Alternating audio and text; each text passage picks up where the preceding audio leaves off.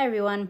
So when you're feeling overwhelmed, most of the time your natural response is to get anxiety and start freaking out or, just not running to the Bible.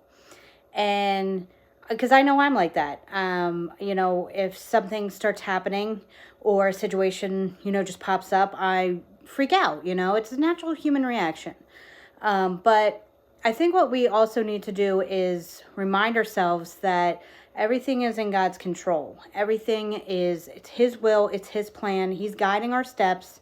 And when we start feeling these, we should be reminded of Jesus.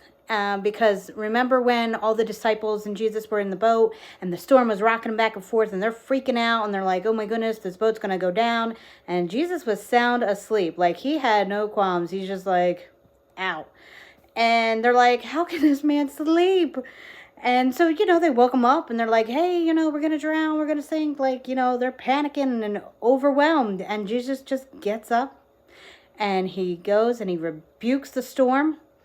And they're just like in awe because they're like, how? I mean, besides obviously rebuking a storm, stopping wind and rain and waves, like, it's just the whole, he kept his composure. He had no issues. He was at peace.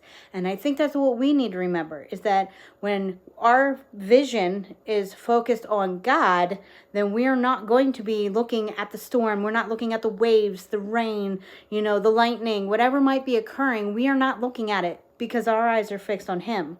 And so Jesus is a very good, if not the example we need to follow.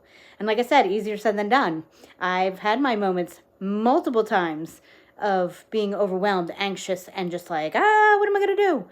But I do, and I want to say lately, have been throwing up reminders. Like whether, I post something on my wall, like a post-it or something like that, and, He guides my steps. He is the light of my path. I could do all three things through Him who strengthens me. Like just any kind of scripture that would help remind me that God's in control.